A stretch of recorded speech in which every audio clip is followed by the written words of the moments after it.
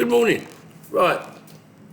This morning's lesson is going to be one boiling and stewing. Now, it's going to be a cottage pie, but the question is, what is the difference between a cottage pie and shepherd's pie? Simply, cottage pie is beef and shepherd's pie is lamb. Both of them are boiled and stewed, and they both have potatoes on the top, mashed potatoes on the top. This morning's lesson is going to be cottage pie. Now, the process to cook cottage pie is exactly the same process to cook shepherd's pie. However, lamb cooks quicker than beef. So you may be able to cook the lamb within 40 minutes. I would suggest you slow cook the beef where it's nice and tender, stewing it for at least 50 minutes, and then you can thicken it after that, and then leave it to cook out for another 5 minutes, 55 minutes, 60 minutes, and then about an hour for your cottage pie. Now, the ingredients for the cottage pie is going to be minced beef. I'm going to use a bit of celery, onion, and garlic. So what I would do is I'll sort off my onion and my garlic and my celery. Then I'm going to get a litre of beef stock. Then I'm going to sweat off the mince. And then I am going to add the stock to it and let it cook. So bring it to the boil, then let it simmer for at least 40 minutes, 50 minutes. So it's tender. Then I'm going to thicken it, and then I'm going to put it into containers and turn it into cottage pie. I've got a few kitchen equipment that I want to introduce you to. Because when we do the mashed potato, we're going to do it on this thing here, which is like a ricer. Yeah? So you put the potato in here, and you turn it around like that, and it comes out the bottom there, all mashed. And this potato will have no lumps in it. So I will do that later. That's good for the mash. And we have what we call here a spider, and it's not an insect. What it is, it looks like a spider's web, and it is good for fishing vegetables or pasta or whatever. Even fish out of deep fat fryer, yeah? So it's good for fishing food out of liquid or oil, yeah? I might use that later on to get the potatoes out of the water, maybe. Then we've got the colander, which you do know, some bowls, and I should have a perforated spoon, a spoon with holes in it. So, depending on which one I think this one is more efficient, but it depends. Sometimes with this one, you can see that it's so much more bigger. So you would normally use it for large saucepans, and this one you would use for smaller ones. So maybe this is the better one to use. Right. So what I'm going to do now, I'm going to prepare my vegetables and get it sauteed. This is called a plat sauteuse. It is not as deep as a saucepan, right? It is used for making sauces. It's used for sauteing. It's good to make things like bolognese and stews in this saucepan here. So I'm going to use that one, the deep one for boiling the potatoes. And I'm going to use this one to saute my vegetables and brown my meat and cook it in here. So that can go on the fire to heat up. And I can get on with it. What do you say, eh? What do you use? Right, so now you'll see that I've got my vegetables peeled. And I've got my oil. So I'm going to put my oil into the pan, like that. Now, shepherd's pie is a traditional, or cottage pie is a traditional British meal. If there's any ingredients that I use that you don't want to use in your cottage pie because you don't like it with garlic or onions or celery, fine. You don't have to put it in, right? But what I would suggest is that you do cook your mince in some beef stock and just let it cook slowly for, did I say 40 minutes? Okay, right. So I'm going to start with celery. Notice that I've got my bowl for rubbish and my bowl for my ingredients. So I'm going to chop all my ingredients up, finely chopped, and I'm going to stick it in that bowl. This is called mise en place, right? It's a French word. It means to have everything beforehand. So before I start cooking, I get all my equipment. After I get my equipment, I get my ingredients. So once I've got my equipment and my ingredients, then I can start to prepare my ingredients. So my equipment at the moment is my saucepan. It's on the fire, right? And the chopping board, and my knife, and these bits and pieces. So I put the saucepan on the fire. I want it to sizzle, so I put it on a nice low heat so it doesn't burn the oil. But when I start to add the ingredients, it will sizzle.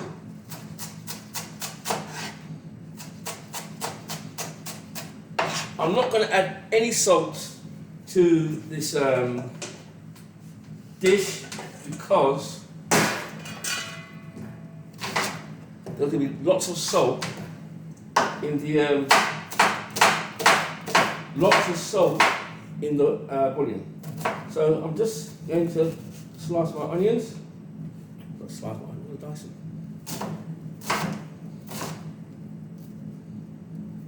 I'll show you what I've just done again, just to get that in there.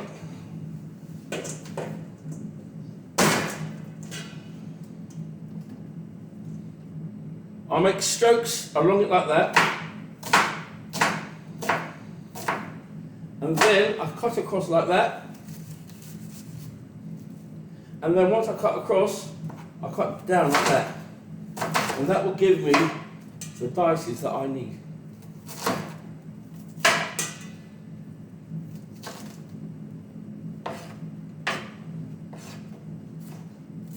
That's a really quick and easy way of dicing onions. So I've got my onions, get rid of any excess. With the garlic, just going to slice it up like that. And then I'm just going to keep on chopping it. I'm not going to crush it today. Normally when I crush the garlic, I press it with the tip of the knife. I put a bit of salt on the chopping board, and I would rub in the salt into the garlic until it becomes a puree. I'm not making a garlic puree today, I'm just roughly chopping the garlic. It doesn't have to be finely chopped, because after 40 minutes you won't even know it's there, because it will melt away. Be really soft after 40 minutes of boiling it. Be very, very soft. You won't notice it, but it will give a nice flavour. Once again, if you don't want garlic or onions in the base of your cottage pie or shepherd's pie, you don't have to, but you must cook it with stock. So here we go. I'm over here. Let me just turn this around so you can see where I am. Here I am. My saucepan is here, and in it goes. So you've got a sizzle, but it's not so hot that it's going to start to burn.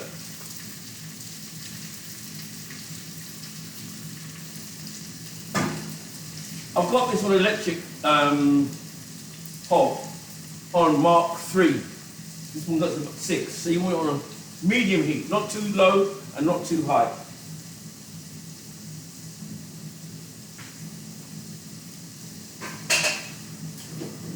We're going to use a wooden spoon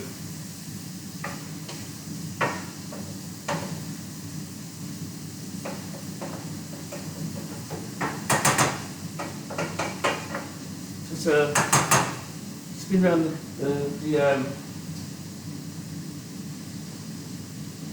vegetables, and keep that there like that, not on the desk, on here, like that. Right, so that is happening. Right, so what I'm going to do now, I'm going to peel potatoes. Now, tip for you. Potatoes, it's usually what you call new potatoes, old potatoes. Old potatoes are the big ones. No matter what brand, whether King Edwards or Reds or whatever, the big potatoes are called the old potatoes. And you normally place it in cold water and bring it to the boil. New potatoes can be placed in hot water, but I always place all my potatoes in cold water and bring it up to the boil. When it comes to the boil, that is when you start counting the cooking time. Yeah? So when it starts to boil, just like an egg, that is when you start to count the cooking time. And it's between, well, 15 to 20 minutes, yeah? Right, so you've got your potatoes here, right? Now, what I'm going to do, I'm going to use a peeler. Why am I using a peeler? Because if I use a peeler, I'm getting minimum wastage, right? Maximum product, right? And it's always good to, we're chefs, you see, and we don't like to throw away anything. If possible, we'd like to keep everything. So, minimum wastage, maximum product. Now, it's not necessary, but it's better if you have your potatoes approximately the same size, so that when you cook, when they're cooked, sorry, it's more even. Yeah, you don't want some hard and some really overcooked and some still hard because of the difference in sizes. So.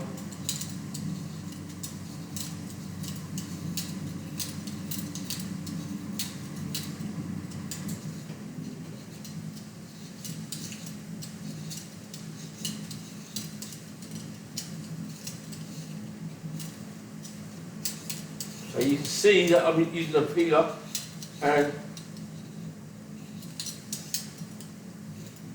you'll see the results that I'm getting.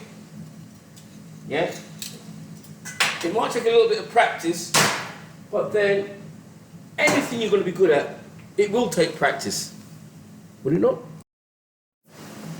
One important thing, when you peel potatoes, try and get them into water as quick as you can so they don't start going brown. So I've got more potatoes to peel, but let me just get these ones in the water. But let me show you the size I'm looking. It doesn't matter the size you put in there, but you want to keep them the same size, approximately. That way, they're all going to cook at the same time. The other thing is, when you're cooking potatoes, the water must cover the potatoes completely. No potato should be showing. So, put the potatoes into the water and make sure that the water is covering the potatoes. If it's not, add some more water. If the water's going to overflow, then you need to change the size of the pot.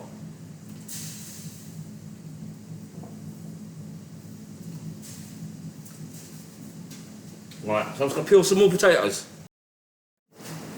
Right, so now I've got my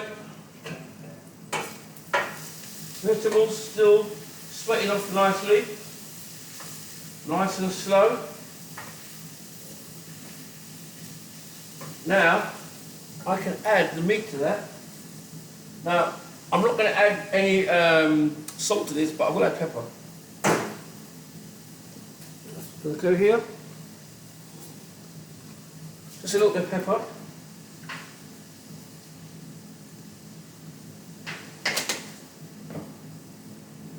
Now I'm going to add the meat.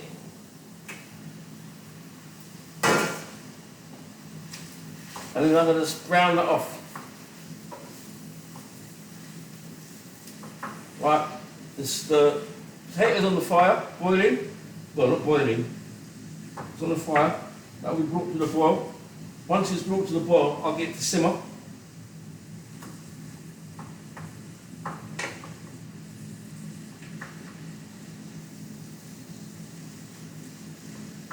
When I turn it down to simmer, I'm going to put a lid on it. I've got it in cold salted water. When it comes to the heat, to the boil, it will flavour the potatoes. And also, I'm going to turn this up a little bit, right? Because I'm here now. So if I turn it up a little bit, I just want to brown it off. And once it's browned off, I can then turn it down again, add stock to it. Now, whilst that is happening, what I will do, I'm going to add some stock. It's about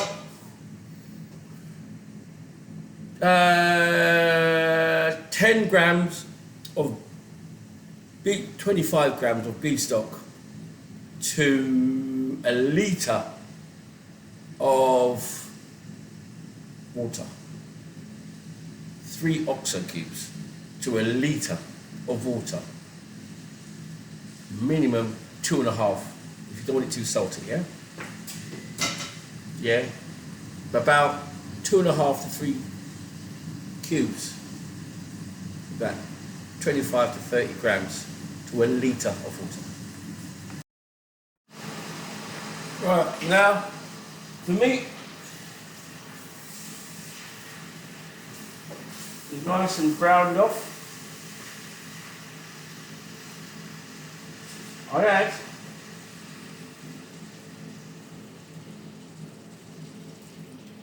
the stock.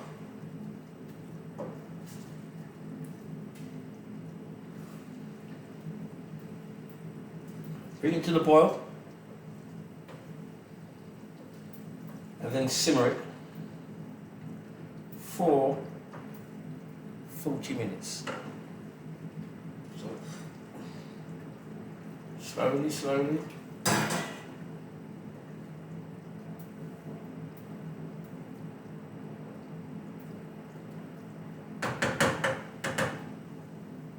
Slowly, slowly.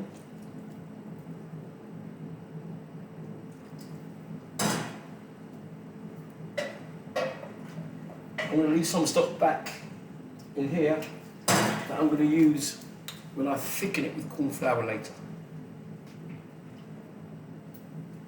So what's in here now? So let's bring it to the boil, and then I'm going to turn it down to maybe 3, 2 minimum, and let that simmer for 40 minutes with a lid on it. That way the steam hits the top and comes back down again, and it speeds up the cooking process. And you get an even cooking, and what you don't get is the liquid evaporating too quickly. You don't want it to evaporate too quickly. You want it just to take time and evaporate and reduce until all that appears is the meat with a little bit of liquid in there. And then I've got a little bit of liquid left in here. I'm going to add some corn flour to that and add it back to that, and that will thicken it. And then I'm going to add that into the container, finish it with mash. It will be banging. Cheers.